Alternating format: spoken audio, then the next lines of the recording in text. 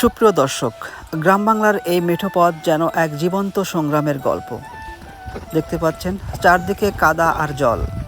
এই পথ যেন হয়ে উঠেছে দুর্ভোগের আরেক নাম। তবু জীবিকার তাগিদে থেমে নেই গ্রামের গাড়িয়ালরা। হাঁটু পরিমাণ কাদা মারিয়ে কৃষকের ঘাম আর পরিশ্রমের ধান নিরাপদে গৃহস্থের উঠোনে পৌঁছে দিতে কতটা সংগ্রাম করতে হয় সেটাই দেখাবো আজকের এই ভিডিওতে। সম্পূর্ণ ভিডিও জুড়ে সাথেই থাকবেন। ভাই, এই ধানগুলো কি আপনাদের নিজের নাকি অন্যের ধান পরিবহন করে নিয়ে দিচ্ছেন? মানুষের ধান আমরা পরিবহন করে নিয়ে দিচ্ছি। আচ্ছা আচ্ছা।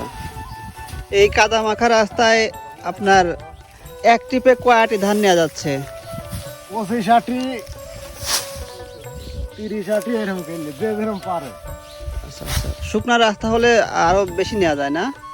শুকনা রাস্তা লেহানছে না আপাতত 120-30 এরকম।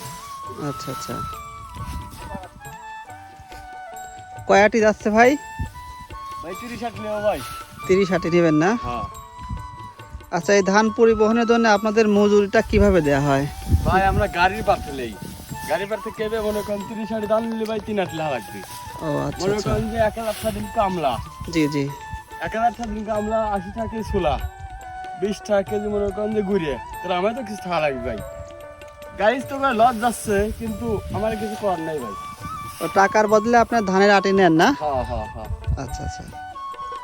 আপনাদের এই কাজ কি সারা বছরই করা যায়? না, সিজন অনুসারে বছরে 4টি খন্ড হয়। 4টি খন্ড হয়, তার মধ্যে মনে করেন যে এই তো 4টি খন্ড আমরা পাই। পার ধান এই তো এইগুলি। আচ্ছা আচ্ছা। কোন কোন জিনিস আপনারা পরিবহন করেন? ভাই ধান, পাট, রাই, শস্য, ভুট্টা, মনে করেন যেগুলো মনে করেন যে পরিবহন ঢোকে না, আমার এই ঘোড়ার গাড়ি পরিবহন সহন। আচ্ছা আচ্ছা। ভাই, আপনাদের মূল পেশা কি এটাই নাকি এর বাইরেও কোনো কাজ করেন? ভাই মনে করেন ধান কাম কাজ থাকে না। হ্যাঁ হ্যাঁ। তখন আমরা হলো মানুষের আমরা দেই, এই তো আর কি ভাই। আর যখন সিজন হয় তখন এই যেমন সিজন হবে তখন আমরা এই ঘোড়ার গাড়ি। আচ্ছা আচ্ছা। সিজন অনুসারে আমরা ঘোড়ার গাড়ি চালাই, আর ধান মনে কাম কাজ থাকে না, ওই দেখা যায় ভাই পরের বাড়ি কাজ কাম করি, এই তো আর কি। আচ্ছা আচ্ছা। এই কাদা মাখা রাস্তায় যখন এই ধান করে গৃহস্থের বাড়িতে পৌঁছা যান তখন কেমন লাগে ভাই? অনুভূতি কিরকম? না, এখন মনের ভিতর শান্তি লাগে। মনে শান্তি লাগে। হ্যাঁ। আর যে ভাই ঘোড়া ঝামেলা করে তাহলে মনে করেন অশান্তির শেষ নাই। যে কাদো দেখলেন তো ভাই আপনার, হ্যাঁ হ্যাঁ, অনেক কাদা, অনেক কষ্ট হয় ভাই। ঘোড়া না পারে মনে হয় কি এতটা দেখলে লাভ হয় কি?